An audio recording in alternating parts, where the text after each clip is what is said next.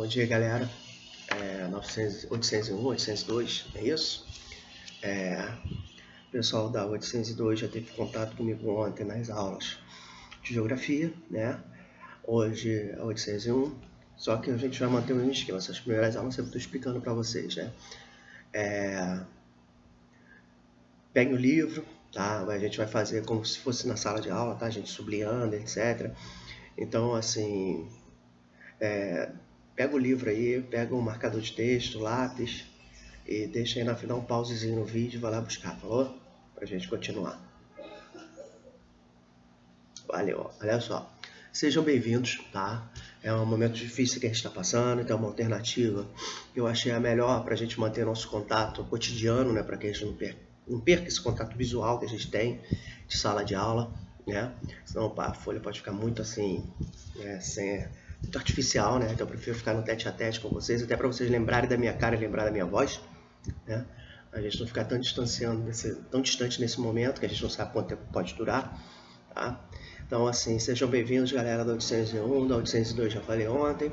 Vamos continuar. Gente, olha só. Abre aí na página 48. Eu sei que o pessoal da 802 a gente já comentou sobre isso, mas da 801 ainda não. Mas aí é uma forma de vocês fazerem uma revisãozinha rapidinho do que a gente comentou, falou? Então, vamos lá, olha só. Na primeira aula nós comentamos basicamente sobre, lembra, o artesanato, é isso? O artesão, ele conhecia todo o processo produtivo, era ele que comprava a matéria-prima, sabia produzir a mercadoria do início ao fim. Todas as etapas produtivas eram na mão do artesão, que fabricava a mercadoria utilizando as mãos, claro, ferramentas muito simples, né? Aí depois foi introduzida a manufatura, né? Onde houve a introdução de máquinas simples, como máquina de costura, etc., e chega um momento, aí já começa a haver, uma divisão do trabalho, né? Foi a última aula que nós tivemos. Aí cada artesão faria ou faz uma parte da mercadoria.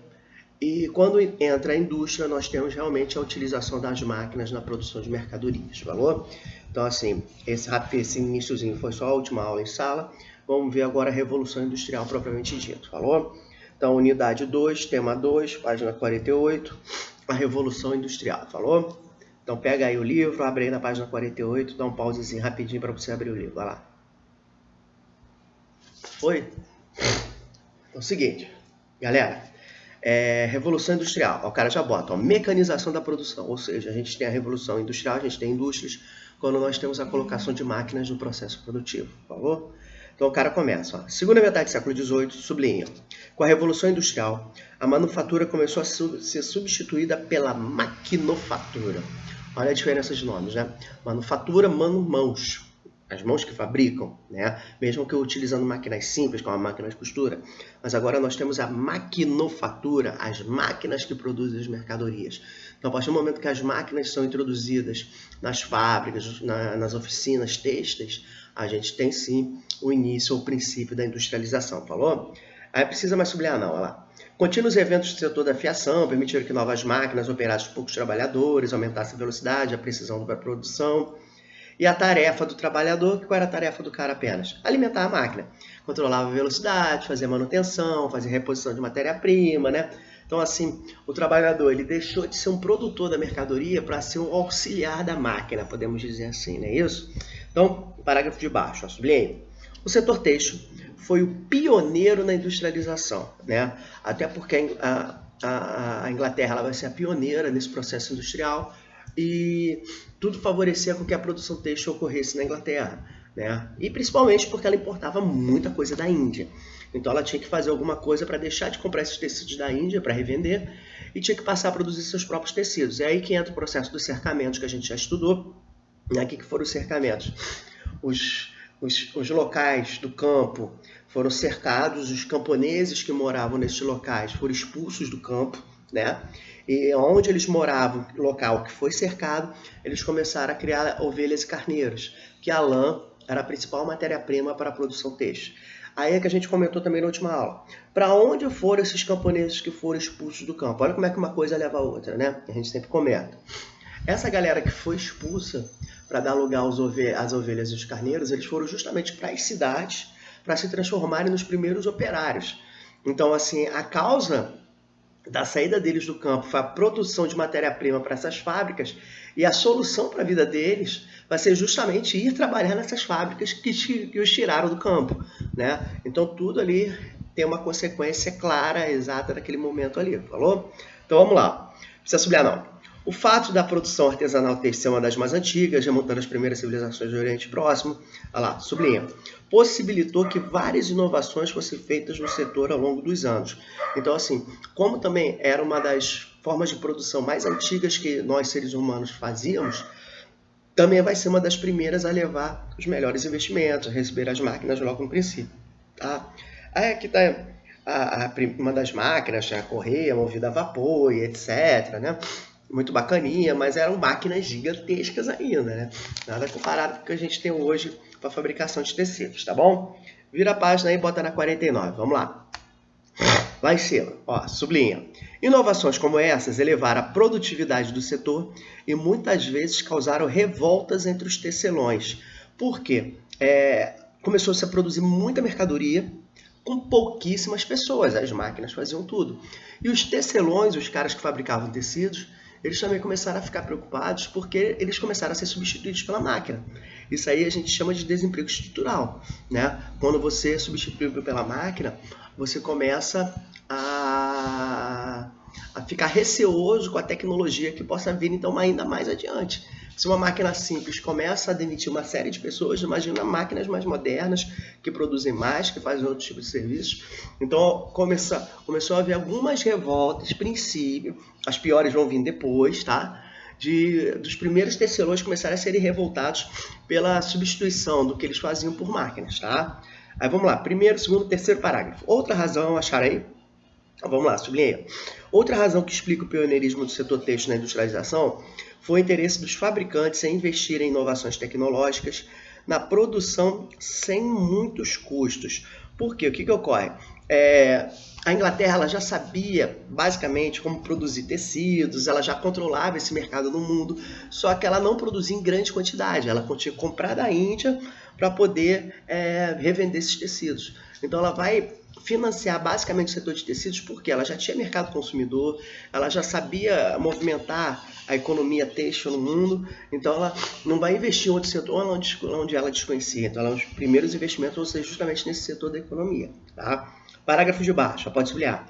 Antes de surgirem as primeiras fábricas, os tecidos de algodão comercializados pelos ingleses eram comprados principalmente da Índia. Acabamos de falar. Último parágrafo, resumindo, sublinho.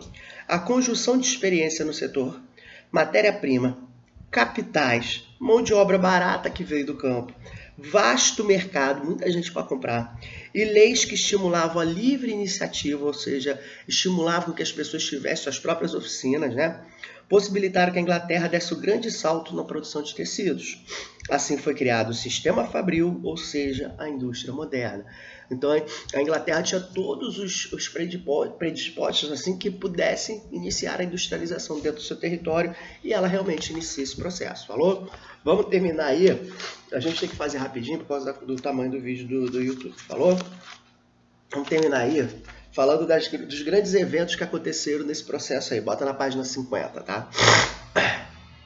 Bota aí na página 50 pra gente falar dessa rapidinha aí das máquinas. A gente não vai pegar todas, não, porque os nomes são complicados. Vamos pegar somente as duas mais famosas, tá? Vamos lá. Inventos da Revolução Industrial. Aí você já vê aí uma Spinning Jenny. Essa imagem é uma Spinning Jenny, tá? Que a gente vai ser a segunda máquina que a gente vai comentar agora. Tá vendo essa fotona aí em cima, né? Essa fotona aqui, essas máquinas aqui do lado, elas são Spinning Jennies, tá? Vamos lá. Sublinhei, ó. A madeira era o material básico empregado na fabricação das primeiras máquinas têxteis, que eram colocadas em movimento principalmente pela energia hidráulica. Então as primeiras máquinas que surgem eram feitas de madeira, e a energia que movimentava essas máquinas era a energia hidráulica, a energia da água, né? Geralmente através daqueles moinhos de vento com aquela roda, né, que a água vai batendo, vai girando, a hélice gera energia, aquela história toda, né? Só que aí a gente considera realmente o início da Revolução Industrial quando James Watt, né, ele desenvolve a máquina a vapor e essa máquina a vapor introduzida dentro das máquinas. A partir do descobrimento da máquina a vapor, a gente teve um grande salto tecnológico, porque além de ser utilizado nas fábricas, foi utilizado, por exemplo, nos transportes. Começam a surgir os famosos navios a vapor, aqueles de desenho animado, sabe? Tem um naviozinho com a chaminézinha que solta fumaça, tipo Titanic, né? E nós temos as locomotivas a vapor, que começaram a transportar as mercadorias muito mais rápidas pela Europa, que são as famosas Maria Fumaça, né? Que a gente vê também em filme, com aquele cara jogando carvão dentro da caldeira para gerar energia, etc. Né? Então vamos lá, o parágrafo de baixo. Porque então, aí tá assim, ó, sublinha. O aperfeiçoamento da máquina a vapor por James Watt, a formação dele foi tão importante que virou até sistema aí, né? Nós medimos a nossa luminosidade aí das lâmpadas com o sobrenome dele, não é isso? Em 1779 foi adotado como marco da Revolução Industrial. Sublinha. A importância da máquina a vapor nesse momento foi fornecer a força necessária para bombear a água das minas de carvão e extrair um mineral de melhor qualidade, o carvão. Foi o combustível que permitiu desenvolver a metalurgia do ferro. Então eles conseguiram tirar dessa máquina a vapor e tirar a água das minas, pegar o carvão mineral para poder utilizar. E o carvão mineral, gente, ele não é esse carvão de churrasco que a gente fala em sala de aula, que ele é um carvão vegetal. Carvão mineral, ele é um minério. Então ele tem um poder calorífico muito grande. Então ele é utilizado nas siderúrgicas, metalúrgicas. Então a partir do desenvolvimento do carvão mineral, a gente pôde fazer a metalurgia do ferro. Aí sim as máquinas também começaram a ser construídas a partir dessa matéria-prima, tá bom? Aí vamos lá ver a primeira contínua. Aí o caráter bota que a gente falou. As contínuas inovações na máquina e na fundição promoveram a grande mudança tecnológica da Revolução Industrial. A obtenção de ferro barato pôde substituir a madeira e ser utilizada na fabricação de máquinas, pontes, navios. Aí veja quais são os principais eventos. Vamos lá. O primeiro evento aí, sublinha, laçadeira volante. O que era a laçadeira volante? A laçadeira volante logo, claro, foi a primeira máquina a ser utilizada. Então ela produzia tecidos. Então tá lá. Inventada por John Kay, sublinha, a máquina permitia fabricar tecidos largos em menos tempo com reduzida mão de obra. Então fabricava mais tecidos em menos tempo, com menos gente. Então assim, o composto é o princípio básico da industrialização, né? Vamos lá, a segunda lá em cima, que é essa máquina que eu falei que é importante pra gente, olha lá. Spinning Jenny, pode sublinhar, invento de James Hargreaves, que consistia em uma roda de fiar, no qual o artesão controlava, ou seja, o artesão que produziu o tecido controlando 8 fusos, de 8 a 80 fusos, né? O fusos era aquelas linhazinhas assim que eles ficavam mexendo, etc, né? Para fazer o tecido, beleza. Aí essa terceira aí, o waterframe, vai estar lá, patenteada por Richard Arkwright. O invento usava a água como força motriz para fabricar fios mais grossos. Depois a Mully Jane, inventada por Samuel Crompton. A máquina cruzava a tecnologia da Jane com o waterframe, né? Fabricando fio fino, resistente, que podia ser utilizado na fabricação de tecidos de algodão. Pode ver que todos esses primeiros eventos eles foram literalmente ligados à indústria têxtil, né? Só para a gente terminar, vamos lá. Muitas técnicas aplicadas na criação dessas máquinas resultaram em estudos anteriores à Revolução. A grande contribuição desses inventores reuniu conhecimentos já existentes, aperfeiçoou a fabricação de máquinas que aumentaram de maneira espetacular a velocidade da produção. Sublinho. A concentração dos trabalhadores na fábrica, submetidos à rígida disciplina, permitiu baratear mais os custos da produção e elevar o lucro dos proprietários. Então, assim, começaram a produzir mais em menos tempo que elevou o lucro. Falou? Galera, deixa eu terminar aqui que o vídeo está bem. Ele tinha que ficar um pouquinho menor por causa do YouTube. Mas continue estudando, tá? Nesse momento que a gente está em casa, não perca o foco e não perca o andamento que você já tinha dos estudos. Falou? Galerinha, até a próxima. Valeu!